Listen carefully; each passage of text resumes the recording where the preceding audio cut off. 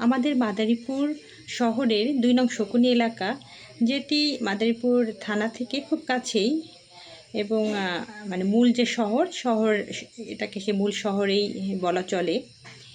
এই গুরুত্বপূর্ণ একটি এলাকা। এই এলাকায় মানে দিনের বেলা আজকে দিনের বেলা ২ জন যুবক অস্ত্র ঠেকিয়ে চুরি করেছে। বিশেষ করে ছোট্ট একটা বাচ্চা, ১.৫ বছর বয়স।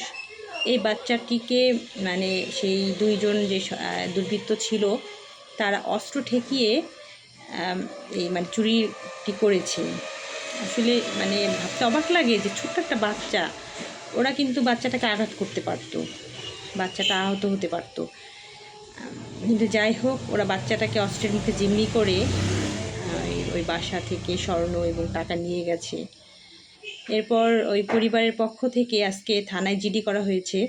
কিন্তু জিডি করার পরেও এখন প্রায় রাত 8:30 বাজে, এখন পর্যন্ত থানা থেকে পুলিশ যাওয়ার প্রয়োজন মনে করেনি। মানে ভাবতে অবাক লাগে যে যাই হোক, দিনের বেলা যদি অস্ত্র ঠেকিয়ে এভাবে চুরি করতে পারে, তাহলে আমরা কতটুকু নিরাপদে আছি। আমাদের মানে আমরা যারা শহরে বসবাস করি, যারা কর্মব্যস্ত থাকি, তাদের যাতে বাড়িতে যারা মানে একা থাকে, তারা কতটুকু আসলে নিরাপদ, এটা কিন্তু একটা প্রশ্ন থেকে যায়। আর পুলিশ এখন পর্যন্ত সে পরিবারের পাশে দাঁড়ালো না, এটাও কিন্তু আসলে একটা কি বলবো, একটা কষ্টের বিষয় এবং একটা অমানবিক বিষয়। তাই আমি আশা করছি মাদারীপুরের পুলিশ প্রশাসন খুব দ্রুত এই অসহায় পরিবারটির পাশে দাঁড়াবে এবং তাদের নিরাপত্তা দিবে।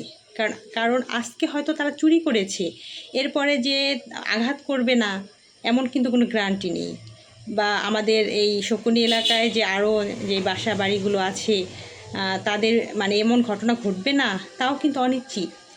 তাই এই ঘটনার যদি শাস্তি হয়, বিচার হয়, আর অপরাধীদের যদি খুঁজে বের করা হয়, তাহলে কিন্তু তারা একটু মানে সাহস কম পাবে।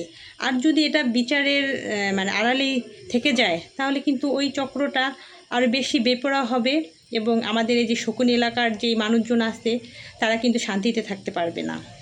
এই জন্য আমি পুলিশ প্রশাসনকে বলবো যে ব্যাপারটি যেন গুরুত্ব সহকারে দেখে এবং এই পরিবারটিকে আইনি সহযোগিতা দেন।